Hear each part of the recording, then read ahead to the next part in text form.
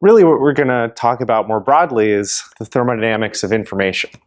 And my goal is to bring everyone up to speed initially on sort of the necessary knowledge behind a lot of the most modern research on thermodynamics and information processing.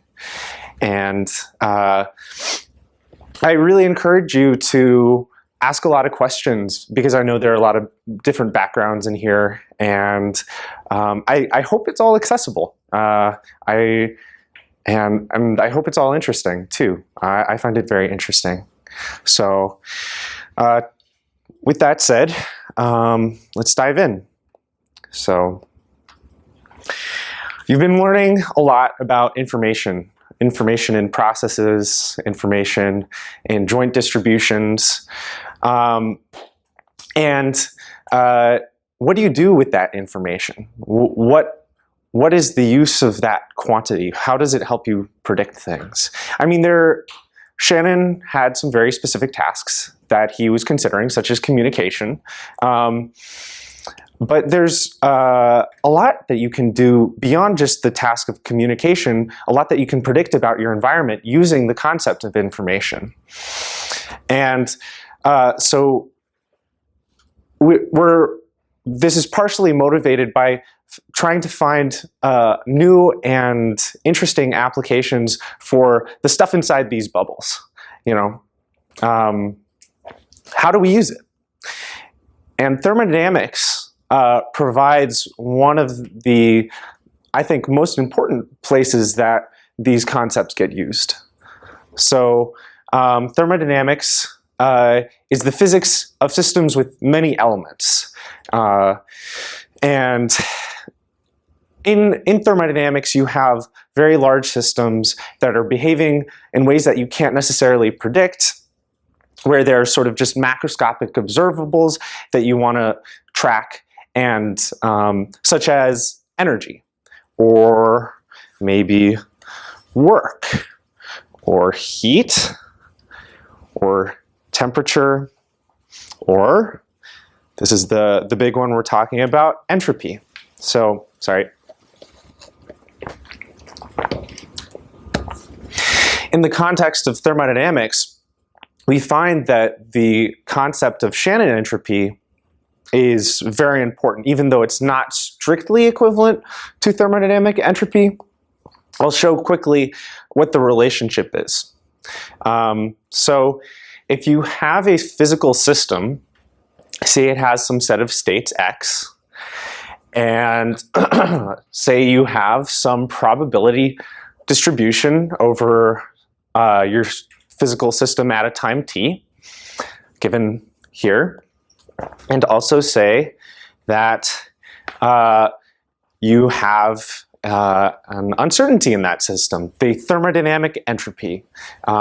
According to Gibbs, the thermodynamic entropy of a system is minus kb times the sum of p log p of the probabilities, natural log in this case. And hopefully that looks familiar to you. The Shannon entropy, by comparison, is minus the sum p log 2 of p of the probabilities of your different states. And so you see that if this is your given knowledge about your system, the thermodynamic entropy and the Shannon entropy are related by this proportionality with a factor of kb log 2. So to compare these two types of entropies, thermodynamic entropy is usually thought of as a measure of disorder. So you might have something disordered like a hot gas where particles are bouncing around and they're unpredictable. You don't quite know where things are. And then you have something ordered, like a cold solid where all the particles are sort of locked into their individual positions. Whereas with, and in the same way, Shannon entropy is a measure of uncertainty or unpredictability. And the ways that you've been considering Shannon entropy are in the context of, say, strings of many bits, large joint systems of, you have this string of ones and zeros, for instance, and it's highly unpredictable because it's IID and half ones, half zeros, but then you have a string of predictable variables, ones and zeros. Just visually, I'd say we have an intuition for the similarity between this disordered system and this disordered system, unpredictable, disordered, predictable, ordered. To me, they look the same. I'm not sure if they look the same to you guys, but it seems similar to me. So in classical physics, physical states are described by positions and their conjugate momenta. So you have, every particle has a position and a velocity, and when you multiply the velocity times its mass, that gives it a momentum. There are some subtleties there for those of you who are physicists, but for now, let's consider that case. And we can consider our physical system X. I mentioned before, our probability distribution is over X. And we can think of it as a collection of particles, each with position and momentum states. And then we would ask, okay, how does this system change with time? Because this is what we want to be able to predict, is sort of the temporal behavior of these systems. So how does this system evolve? These arrows, which are the momenta, specify trajectories, but they're energetic interactions between particles that change their motion so that they're not just following ballistic trajectories. And the answer to this question comes from another relevant quantity in classical physics, which is the energy. The energy, which is specified by the Hamiltonian, so the energy of a state X is the Hamiltonian of the position and momentum variables. That tells you equations of motion for each position and momentum variable. So this is how the position changes. This is how the momentum changes in terms of a partial derivative of the Hamiltonian.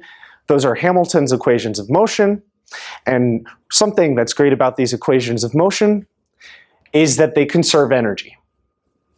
So if you are following a trajectory of your system, if you're following a trajectory of your system, so X, your state is a function of time, you find that the energy of it is fixed. So that's called the first law of thermodynamics, that energy is always the same. And that's, you know, a lot can be done with just the first law of thermodynamics. But if we have the first law, that implies we probably have other laws as well. We have the second law. We're not going to, you know, say here's our first law and just stop there. We got to go to number 2 also, which is that the entropy increases in isolated systems.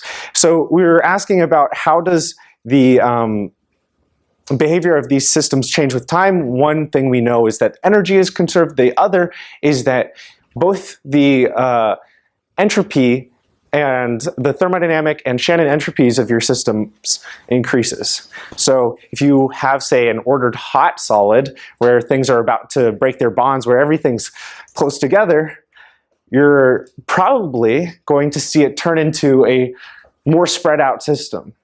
This is the most likely trajectory. If you're starting in a very ordered state, you usually go to more disordered states. So to build your intuition on this, oh no, can I not click links here? Oh, aha. Oh no. Oh, I know. Does that? No. There we go. All right, so we have a system starting in an ordered state, and then it hits this barrier and shatters, and all its respective pieces start flying in different directions. It's becoming more random, less predictable. You know, I ask you a question like, where's the glass at the beginning? And you'd be like, it's right here. I ask you now or sometime later, you're like, well, there's a little bit over here, a little bit over there. And in 1,000 years, it'll be sand and spread across the world. So that's one example. You see this in all of life. You also have, let's see, why can't I? You also have, oh yeah, you have living organisms. Ooh, yeah. This is a jellyfish. I don't know what's going on there. Dissipating energy, turning its coherent motion into dissipated, turbulent motions in the water, random motion of particles. And then you have, sorry, this is not as elegant as I was hoping it would be. Oh, and then you have, you know, Oreos, and they're going through a conveyor belt, and then they're getting mashed up, randomized, reconstituted as Oreo powder, and then that's taken from the batch and used as a fuel. Wait, that doesn't seem quite right. But it does look like it's getting more random, right? No? Still tastes just as good. Going from ordered to disordered. That didn't look right, though. It didn't look like that was forward time. Let me go back here. Well, let's look at another one.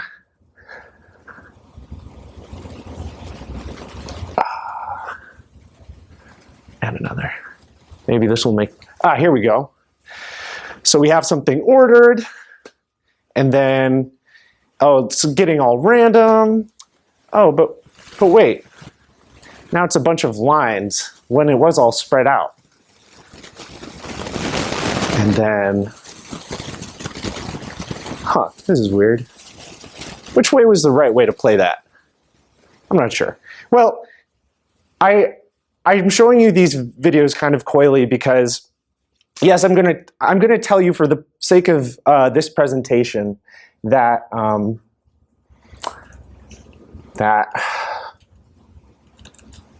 okay, something is happening.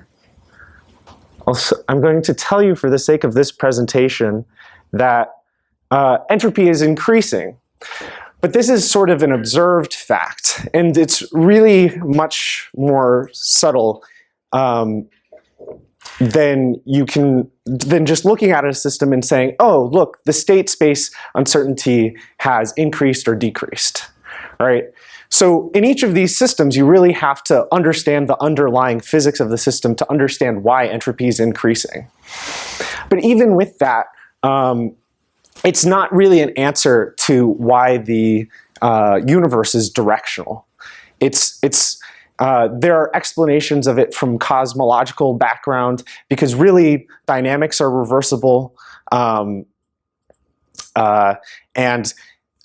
they say sometime in our past we were at a very low entropy state, and that's why now our entropy is increasing. But I just wanted to make that point because I don't want to be like selling you on like, oh, entropy is always increasing. But it's a pretty useful assumption to make. And for the rest of this talk, we're going to make that assumption. So with that in mind, entropy and energy, what's their relationship? So if you combine the first and the second law of thermodynamics together, the microstates evolve towards a maximum entropy distribution over a fixed energy E. So if you hold the energy fixed and you assume that the uncertainty of the systems you're observing is increasing, that means that you're going to evolve towards this thing called the microcanonical ensemble, where the probability of any given state is uniform, assuming that the energy of your state is the energy of your system. And where here this omega of E is the number of states with energy E. And this leads to an equilibrium estimate of the entropy. So the uncertainty in your equilibrium distribution, given that you have this energy, is KB times log of omega.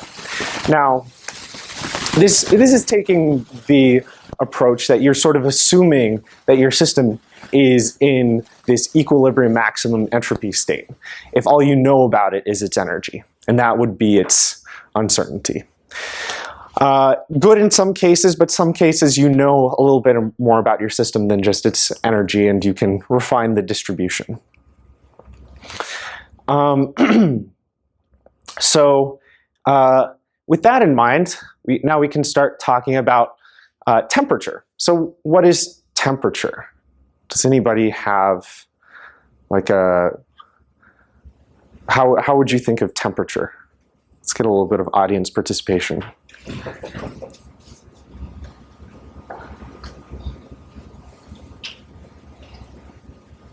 Temperature relates to the change in entropy with change in energy. Okay, that is exactly right. It often gets thought of as like the average amount of energy in a system, but that is the way that it's defined. So, like you said, it is the rate of change in this equilibrium estimate as you change the energy of the system. And so, if you were to add energy to a system that's at some temperature in the form of heat, meaning that you sort of assume that the system is in equilibrium at the beginning and end, then you find that the change in entropy of the system is Q over T. So in most systems, every degree of freedom stores energy proportional to the temperature, and this is sort of derivable from some assumptions about the local minima that systems stay within, that the average energy of each position and momentum variable is equal to kBt over 2. And this is why we think of hotter things as more energetic, because of this approximate proportionality. But there are counterexamples, such as there are some magnetic systems, for instance, that as you raise their energy, their uncertainty becomes lower. Their entropy becomes lower, and those have negative temperatures. But most systems, as you give them more energy, there's more state space for them to explore, and therefore they have a positive temperature. That is the norm. Negative temperature is very unusual in any sort of normal system. So this perspective on temperature explains why heat diffuses from hot to cold. So if you have two systems, one at TH, one at TC, you expect heat to go in this direction because the associated total entropy increases by Q over TC minus Q over TH. Assuming there's no correlations generated between the system, which is not necessarily a great assumption some of the times, but if these are weakly interacting large systems, this is approximately the change in entropy of the total system, and this is going to be positive. The reverse is impossible. having heat go from cold to hot implies that the change in total energy is decreasing. So this also lets us start to do useful things with energy and entropy. Some energy can be redirected to produce work. So what if in between the hot and the cold reservoir we put some form of engine, a heat engine, and redirect some of the energy that's flowing out of the hot reservoir as work, and the rest goes to the cold reservoir. Well, the entropy increase constrains the efficiency of this system. So the entropy is equal to the heat going into the cold system over its temperature minus the heat coming out of the hot system over its temperature. And this means that this ratio of heat has to be greater than or equal to that ratio of temperatures. And that in turn implies that the efficiency of this system, which we define as, oh, this is flipped, sorry, output over input.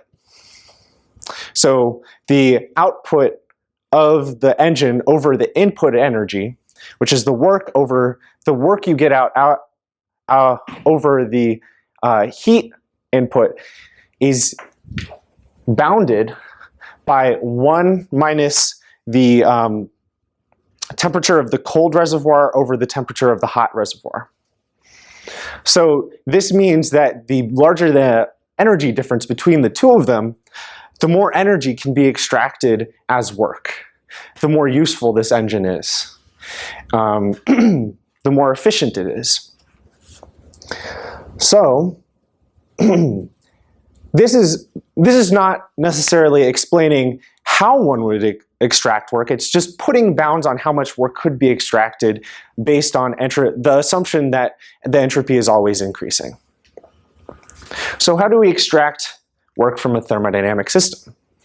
Well, the basic framework for this in the thermodynamics of control is that you have your physical system X, and it's in contact with a thermal reservoir at some temperature, and it's also in contact with a controller which uses work to change the system in some way, change the energy levels. So through thermodynamic control of the energy landscape, the energy of X changes as the sum of the average change in energy plus the energy times the change in its distribution. And this can be broken up into work and heat terms. So the average work that's done on the system is the average of the amount that you've changed the energy of the system. So you've maybe raised energy levels or lowered energy levels, while the heat is how the energy changes because of natural thermal motions of the system. So through coupling with the thermal reservoir, there can be energetically interactions that don't conserve energy within the system, and that corresponds to heat flow. So that's the breakup there, work and heat. So just to clarify this, we're considering a system X, which interacts with an ideal thermal reservoir R at temperature T to produce work, or potentially extract work, or dissipate work, that is.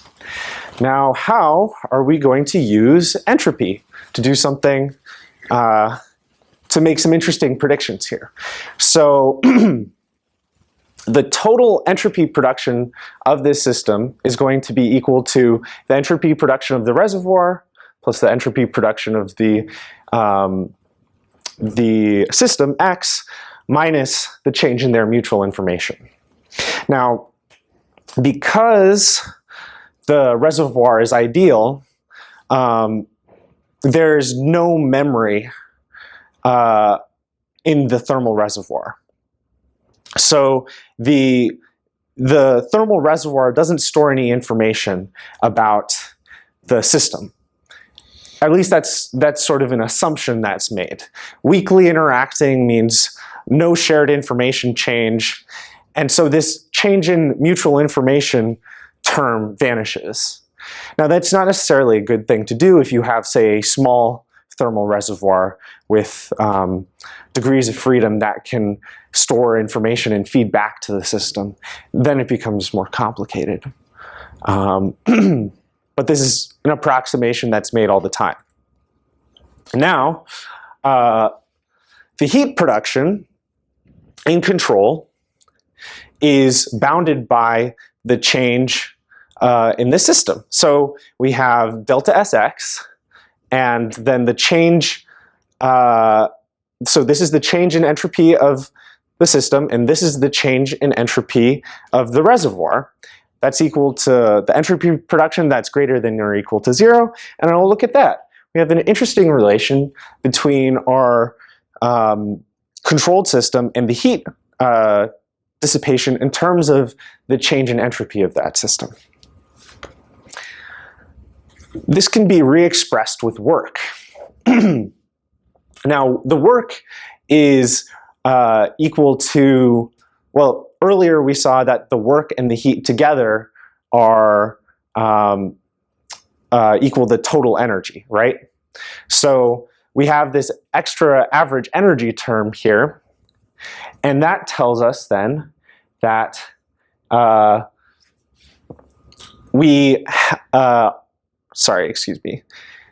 this tells us that we can reinterpret this entropy production times temperature as dissipated work.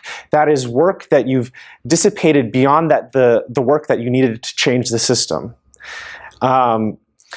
So this is the work minus the change in non-equilibrium free energy, where the non-equilibrium free energy is defined as the average energy minus the non-equilibrium free energy of X, I should say, is equal to the average energy of X minus the temperature times its Shannon entropy, or well, thermodynamic entropy, or KBT log KB log 2 of the Shannon entropy. So this quantity, the non-equilibrium free energy, is very useful. It gives us essentially the amount of energy or work that could be extracted from a system. So if you look at some physical system, then, and you know it's in this thermal environment, this is the maximum that you could pull out of it. And any more work that you go is just entropy production that you've lost. So stepping back, I asked at the beginning, what does entropy do? Well, we have two answers in thermodynamics. First, it bounds the function of a heat engine. So this is one of the main results, that the efficiency is bounded by the difference 1 minus Tc over Th. And also, it bounds the work and heat production in controlled thermodynamic systems. Specifically, it bounds the heat by KBT log 2 times the change in the Shannon entropy, and the work by that same quantity except plus the change in the average energy of your system. So let's put these tools to bear. Let's consider a thermodynamic system that we're going to control. Let's consider a single particle in a box. So we insert a barrier, this green barrier right here, separating it into two halves, and then slide barrier away from the particle. So we let the particle bounce around and hit the barrier as we're sliding it away, giving little impulses, while in contact with the heat reservoir at temperature T. So there's some thermal impact that the reservoir has on the particle, giving and taking energy from it, as well as the moving barrier. So we have And the moving barrier is extracting work at the same time because we're controlling it. Every time the particle bounces off of it, it's giving us some energy. Now, we ask the question, how much work and heat flow? Sorry for the typos here. Using the relation that we just established. So there are initial and final energies and entropies for these two states. Initial is constrained to the left, final is spread out in state space. So the energy of each position is the same, so the average energy of positions is the same initially and finally. If in equilibrium, the average kinetic energy of the momentum variable is the same initially and finally. It's kBt over 2. So the average energy doesn't change. Okay, what about the entropy? So we have an initial volume and a final volume accessible to the particle. So the probability of each position is uniform and inversely proportional to the available volume. As seen there. And at equilibrium, the probability of momentum is uncorrelated with position and independent of,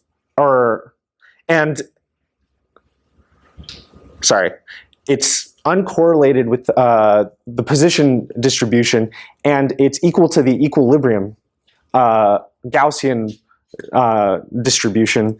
So we can express the joint distribution as a product of the equilibrium momentum distribution as well as the position distribution of each position variable independently. And that tells us that the Shannon entropy can be expressed. I'm just going to show you one step of algebra here as the uncertainty in the momentum minus, this is the uncertainty in the final position, plus the uncertainty in the final position, minus the momentum plus the uncertainty in the final position, which simplifies to log 2 of the ratio of the volumes. So this tells us that the work and the heat are both bounded by kBt log 2 times the log ratio of the initial and final volumes. Okay, so let's use this. It looks like by expanding a particle we can do some work. So let's take a particle in a box. Let's insert a barrier halfway, splitting into two cases, on the left and on the right.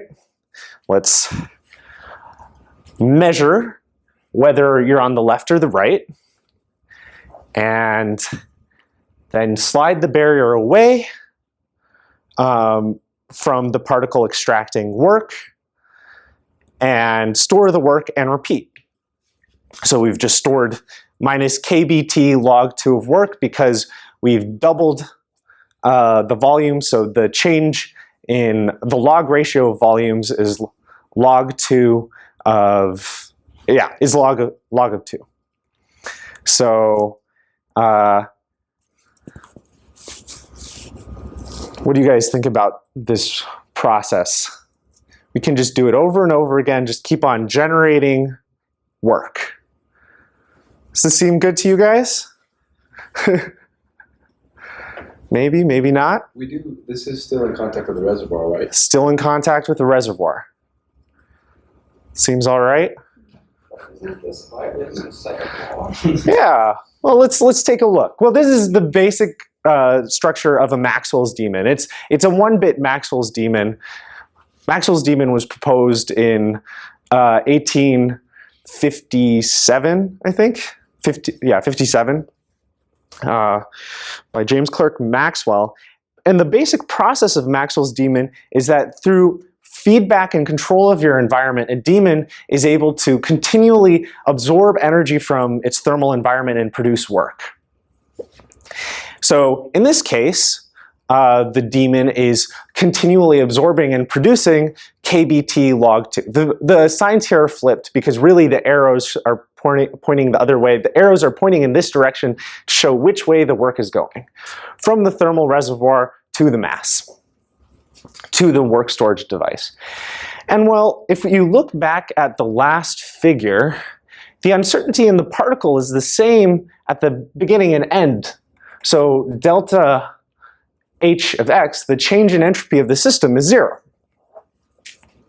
And that means that the total entropy production, heat plus kb log 2 times delta Hx, is minus kb log 2, which is less than or equal to 0. So I just proved all this. I just proved all this stuff using an assumption that entropy is increasing. And we've just shown that entropy is decreasing for this process. So in theory, we could, create an engine that is, has no fuel, just repeats this process over and over again, and generates work from cooling our environment. So this is the solution to global warming, right? Like no more fossil fuels, just run an engine off the heat that we're creating through the greenhouse effect, right? I feel like I want some feedback here. Yes, no, maybe? No, no. Because you have to insert that barrier. You have to insert the barrier. So you think inserting the barrier is a problem? That requires energy. The act of inserting a barrier alters the system in such a way that you would add more entropy into it. So we're never taking into account the insertion of the barrier. But in theory, you could insert a barrier. If it's very thin, you could insert it very slowly such that it doesn't affect the particle, really. You're never giving any impulse to the particle. But you're still inserting it. How does it get inserted? It's on its own. So when it moves along the edge, that's by the particle's own momentum. But how is it inserted in the first place? I mean, this is an important question. Like in general, if you're changing the parameters of a system, it's very easy to accidentally do some work. But yeah. Yeah, I'll get that. Yeah, I want to hear another possibility in a second. But in theory, you could do this with no work. And we actually have simulations where you can essentially separate a system for no work. So, yeah. I'm not saying, by the way, that that's a bad idea. It's like this doesn't feel right, and you do have to somehow track down where the problem is, and you have to look at every step of what's happening and consider where the hidden cost is. I was kind of stealing from the lecture slides, but it's if the daemon has finite memory, it needs to make measurements and forget previous measurements. Okay. Which can be costly. Bang on. Yeah, that's exactly right. So is this really happening? Well, no, we don't think it is. Because if you really control the consider the full system, it's not just this system under study that you're controlling, there's also the memory states of the controller that are being controlled simultaneously. So you have to measure, the daemon has to measure the system, it has to control the system, and then it has to erase what it measured in order to repeat the process, all while staying thermalized in this bath. So let's just quickly look at a more full picture of what's happening, where you don't just have the particle in a box and assume that you can measure it, right? Well, first of all, you do the barrier sliding process, and you're right that this would probably practically take work, but the entropy constraints here say that it doesn't need to, and there are special cases where you can do it, yeah? Is there a time scale that you're talking of, like when you're closing a door, like is it going to take a long? Yes, you were right. So that's a good point. So if you do things quickly, you tend to dissipate more energy. You tend to produce more entropy. But when you do things very slowly, it's quasi-statically, you can normally achieve the thermodynamic bound and keep the entropy of your system, the entropy production of your system nearly zero, and achieve the non-equilibrium free energy, the change in non-equilibrium free energy. So that's a very good point. The rate of any sort of processing is, in many cases, proportional to the excess work you need to do. And this is recent research. This is research that's been done in the last 3-4 years, maybe 5. Can you repeat that? So the rate of information processing is proportional to the entropy production of the system. So as you go to zero, there's zero entropy production because everything is staying very close to equilibrium the whole time. And there's no non-equilibrium motion that's creating dissipation. I could formalize that for you, but I think I'm gonna stick to the slides. So now we've broken them into 2 cases. The daemon has a memory state A, it's still in the A memory state, and you're either left or right with the particle. But then you measure. So the daemon's memory state becomes correlated with the state of the particle. And then, using that memory state, the daemon either slides the barrier to the right, if it's in the A state, or to the left, if it's in the B state. And the net result is that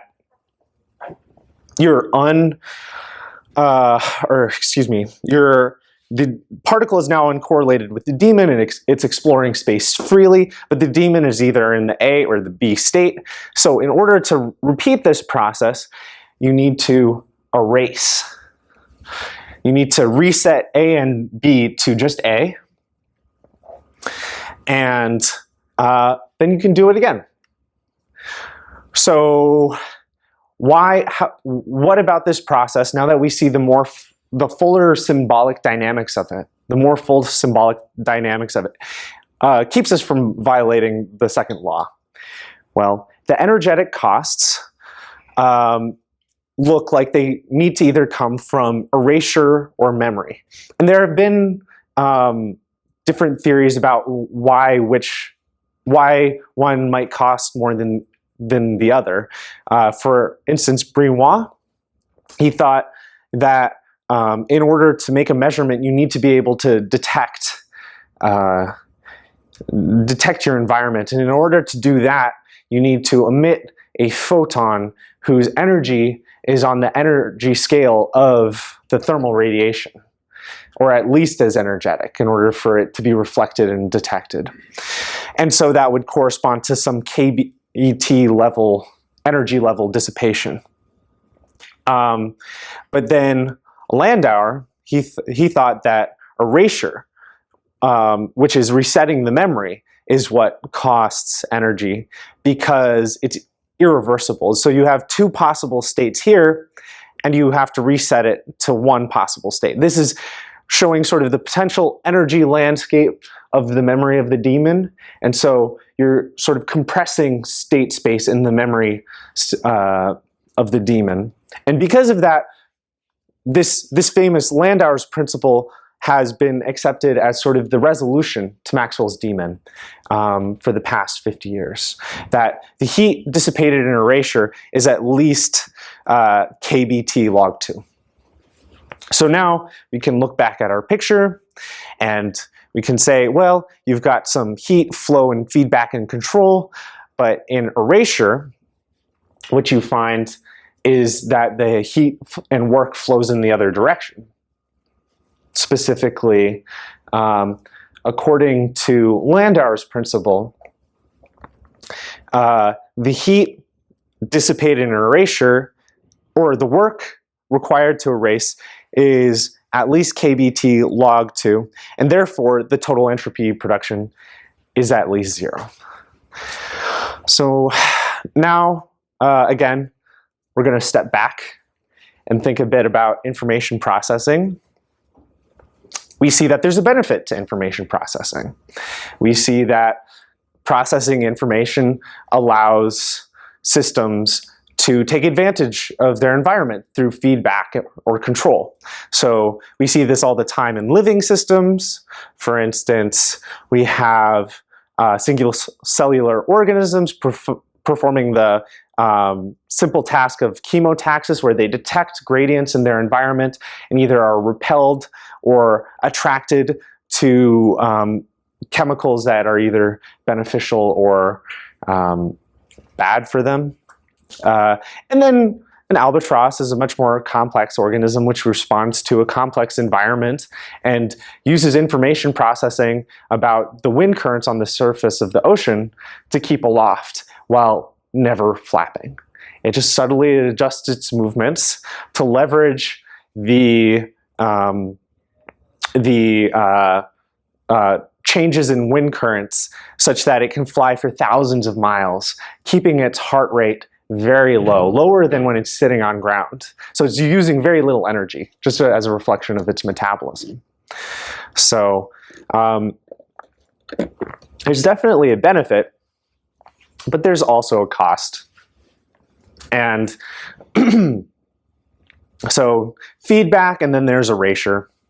And information processing costs work and dissipates heat. So here we see a big computing cluster in Germany, and this yellow apparatus on top is a cooling mechanism that's pumping fluid through all these simultaneously computing cores and wicking away the heat somewhere else so that they don't overheat and melt and do bad things. And then on the right side, we see Pooh and Piglet, clearly thinking very hard, clearly expending work and effort for that purpose. So there's, yeah, I think it's fairly intuitive maybe that this cost exists as well as the benefit. So let's return to the example of Zillard's engine. So before we were looking at these two systems sort of separately, right? And we were thinking of the daemon as the controller. But really the daemon's memory is itself part of the system that's being controlled. It's, so the full system, the full physical system that we need to describe includes both its memory states as well as the states of the particle. So we can encode this system, say, encode the daemon's memory as an additional dimension, the vertical dimension of a particle in a box. So our original left-right particle is encoded in this dimension, and the daemon's memory, which is either A or B, is encoded vertically.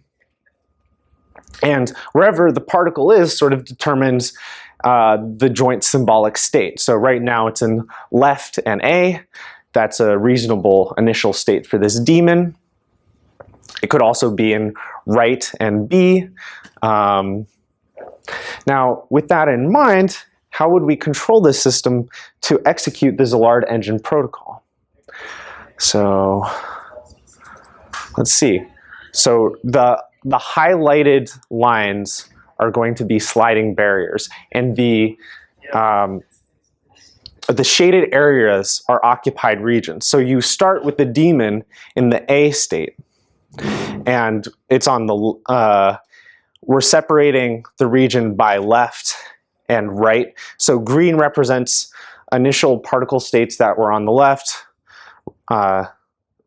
yellow represents states that were on the right. So you slide that barrier up and then that barrier up. And now what we find is that if you were on the left, you're in the daemon's A memory state, and if you were on the right, you're now in the daemon's B memory state. So you're correlated. That's measurement right there. And we've done it explicitly through sliding barriers. Just as we were describing before, where we were sliding a barrier to expand a box and extracting work by the log ratio of volumes. So this is something actually I want to talk about quickly. Sometimes I think the argument here is that informational states always have to correspond to some physical space. And in this case, we're saying it's a positional space. But it always has to be stored somewhere physically. And that's the essential reason behind Landauer's bound and why Maxwell's daemons don't function. But sometimes it doesn't necessarily make sense for the daemon's memory at first glance to be a position space. Does that make sense to people? Are people relating to that idea? Okay. Okay. I just wanted to double check. So the next step is control. So in the previous case, it was like, oh, if the daemon's here, slide it one way. If the daemon's there in another configuration, slide it the other way. Here we have a deterministic protocol. We slide this barrier in this direction, then this barrier in this direction. And in both cases, we've increased the available state space for particles. Oh, I should probably mention, by the way, rather than splitting it at 1/2, we're splitting it at a fraction delta. And this is just interesting because it gives us a little bit more flexibility with the protocol. Similarly, the daemon's memory gets split at this fraction gamma, as opposed to 1/2. This is something that we can do. It's like with these chaotic maps, it's sort of where you put the partition is up to you, and then you infer the symbolic dynamics on top of that. So with that in mind, then finally you have the erasure step. So first you equalize the pressure, and then you compress everything back down into the original A default memory state. Now, I'm not sure if you guys remember the initial state, but does this look at all familiar to you? Just in terms of state space mapping. So originally, this green region was on the left, and then this yellow region was on the right. It's we looked at this map last quarter, where you take the chunk off the right and smush it onto the top. Right, the Baker's map. Yeah, that thing. Right, exactly. So this mechanism behind a 1-bit Maxwell's daemon is the same state space manipulation as the Baker's map, which is a canonical example of chaos. So stretching and folding, stretching and folding. One, axis is expanding while the other is compressing, and the net result is that, if you look at it over long times, the state is unpredictable. Any uncertainty that you have about the system gets, exponentially increased. So, with that in mind, we have now described a chaotic implementation of the Zillard Engine, of this 1-bit Maxwell's daemon that executes measurement, control, and erase. And how well is this doing in terms of work and heat production?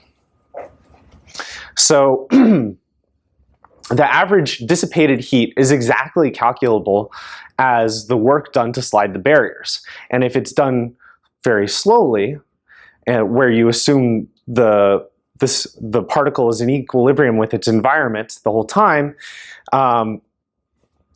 this is equal to minus T times the change in entropy of the system.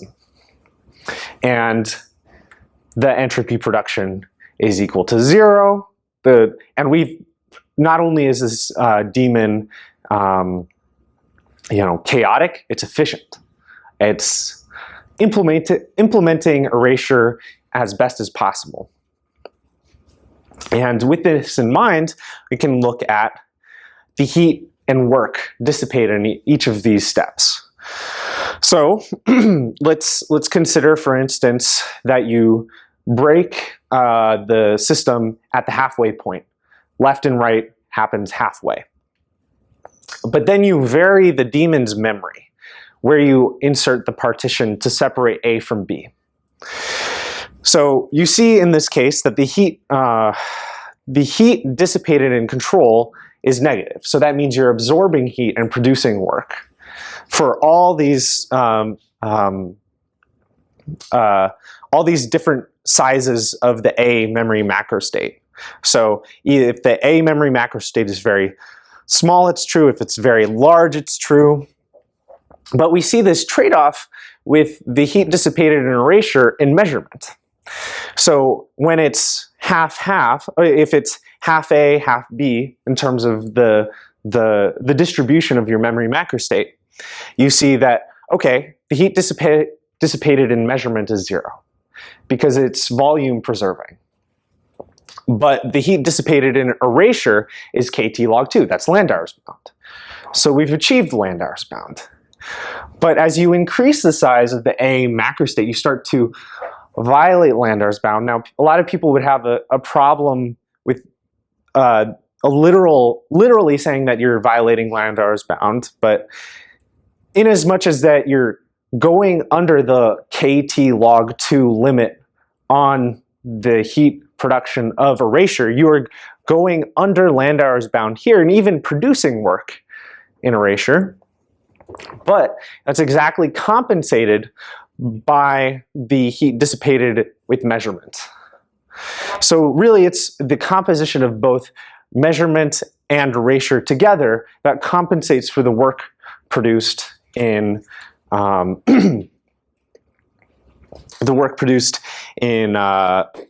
control. And so you still have this preservation of the second law of thermodynamics, but it's not as simple as just saying, oh, it all comes from erasure. You really have to be more cognizant of how information is being stored in the system in order to really know where it's being dissipated. And this is written up in a paper we did a couple years back. And you'll probably see some more interesting work related to this in next week or so. So that in my mind is sort of an introduction to the thermodynamics of information. And I could just jump on into material that we would potentially cover next week, or we could talk a little bit if you have any questions. Actually, let me quickly throw up this slide. Now, I just said that the heat in control is balanced by the dissipation of erasure or measurement. So through a net cycle, you've produced no work, right? Now, this is with finite memory. If you have only one memory state, this is necessary. But what if instead of erasing, you write what you've measured to a hard drive, which is a reversible process potentially? You can change this picture. You've provided yourself with a new resource, an information resource, which will allow you to continually move heat in and turn it into work at the cost of randomizing this hard drive. And this is what we'll consider in the upcoming lecture. Thursday. Yes, Thursday. And this is where we'll start to see the importance of complexity, not just entropy. We'll see the importance of structure, the importance of modularity. So, yeah, any questions? I have a question. Yeah. It just occurred to me. This is when defining your default memory state for the map. If you took it as the full state space, then after expanding, you would already be in your default state. If you took it as the full state space after expanding, let's go back to the picture of what's actually happening. Okay. So if I define my default state as this whole space, Yeah, the whole. right? then it's some kind of, I don't know, probabilistic thing between this, what you're initially calling A and B. It's like some fraction B, some fraction A. Right. And Proportional to the volume available, right? right. So you could do the same measurement thing and then expand in the state space, but then you wouldn't have to erase anything because you'd already be in the start space. And then, Well, that's the case, as I was describing, where measurement costs a lot. If A is everything, you're going to have to pay a lot to compress the particle into the B state, right? So look at the measurement process again. So you take this region and compress it into this region. If this region is like this thin, represents a negligible part of the memory space, then that takes a lot of work, as we see here, right? So as A gets very large, right, the cost of erasure measurement skyrockets. Well, you actually can do erasure fairly costlessly. Does that make sense? yeah, Okay. I mean, I see what you're saying, but I'm just wondering if you could just take the erasure completely out of the process. You're just, no matter what, you're always just measuring, and then in the end you end up in that. You always just measure. You always just measure. Can you show me what you Yeah, can you mean? go to the next slide. Okay. Yeah. Okay. Yes. So here, let's say that instead of the initial state being just A, it's A and B. Oh, I see. And then you do a compression process. This goes down, the other one goes up. Right.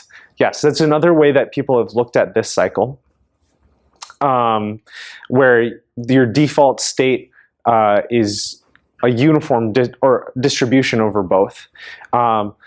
Peter Reinten-Wold and David Aldrich, and I'm forgetting the other co-authors, I think, looked at a process like this, and they see sort of measurement as encompassing sort of this compression process, and then it's a two-step process where you, going back here, so you're all like this, and then you compress, and then here you spread out, and then you compress, and then you spread out.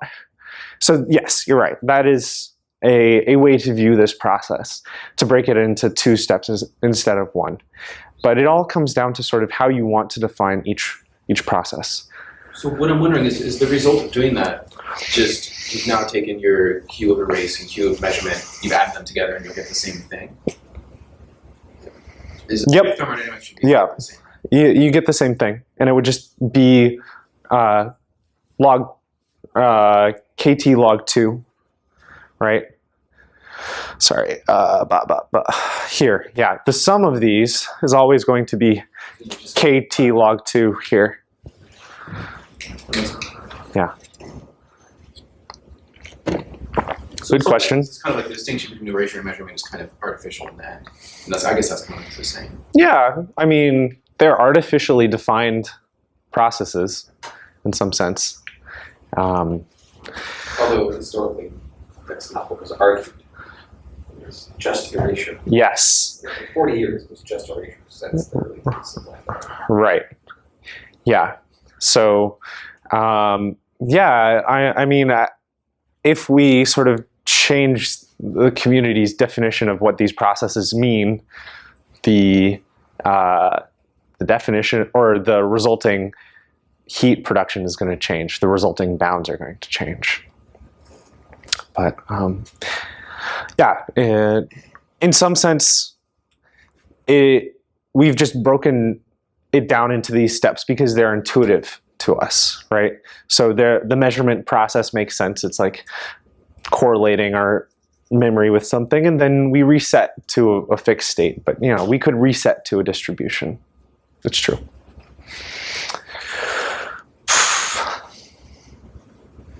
Any other questions? I have more questions. Okay, so in the video that was online, Mm-hmm. it was just symmetrized with rollers. Ah, yeah. That's something I've thought about a lot in the past couple weeks. So I'm just wondering if you had any more insight about why that's feasible or not feasible. Right. So just here, chalkboard. So let's imagine that we have this box which has an opening in the middle, and you insert a barrier that's tied to strings or something, and the particle is on one side or the other, and it bounces on this barrier and pushes it in whichever direction it naturally wants to expand. In whichever direction there's a pressure differential. And these rollers are connected somehow to a mass. I don't know. So, which allows you to extract work, right? So there's some mass here. So what would happen is this gets pushed to the edge or near the edge, and then you grab from both sides, take this barrier out, reinsert it, and maybe then the particle is on this side, and then it pushes in this direction, and you take it out and reinsert it. So with the people that we've talked to about this, the operation of taking apart a barrier from two places and moving it to one is itself, in some sense, an erasure, right? So if the barrier could either be left or right, and in both cases you're moving it to the center position.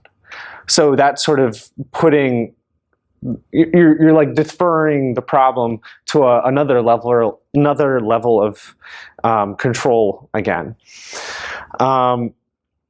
There are then ways to get around that, but I think the ultimate issue is that there's some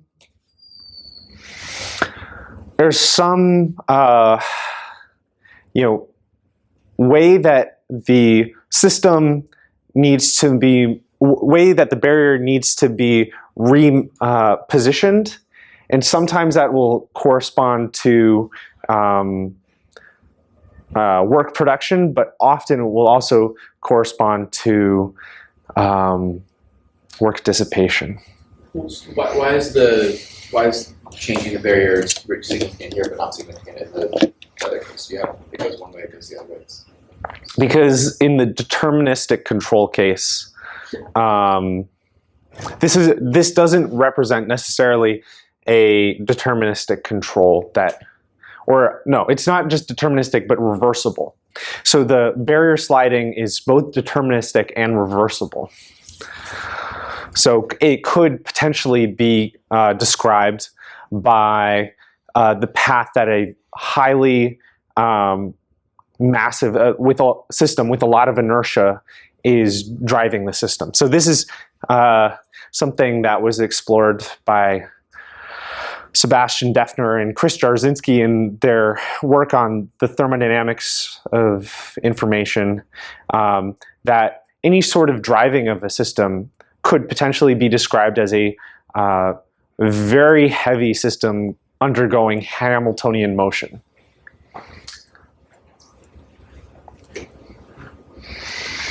But Hamiltonian motion does not include irreversible trajectories. All trajectories that a Hamiltonian system takes can be reversed logically.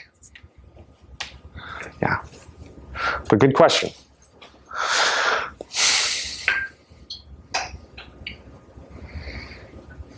So wait, just to clarify, in some way, in the other case, when the demon is measuring, deciding which way the thing to go, it knows where the barrier is going to go because it's already made that measurement. Whereas in this case, you wouldn't know without somehow measuring the location of the barrier, which is kind of like a binary variable. Right. It's the same. Yeah. Yes. That's correct.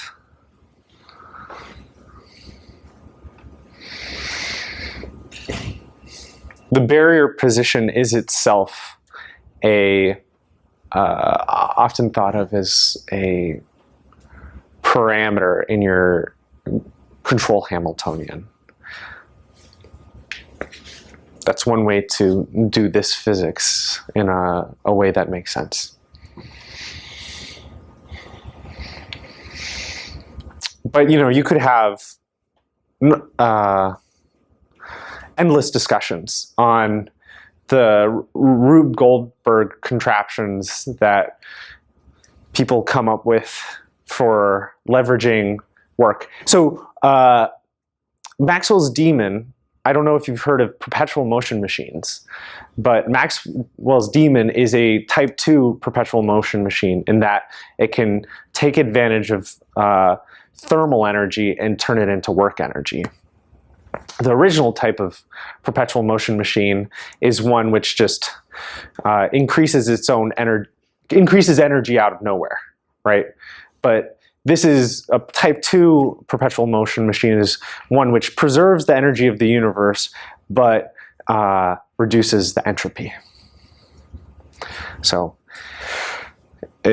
my strategy towards understanding those systems is to understand all the physical degrees of freedom as precisely as possible, and then it usually becomes unmysterious why it does or doesn't work and what the costs are. So any informational state should be represented physically somewhere as position, as spin, as, I don't know, configuration of a biomolecule. I don't know. Any other examples you guys can think of for how you would store information? Charge, current. I guess. Yeah. Any variable. But yeah, it has to exist somewhere physically.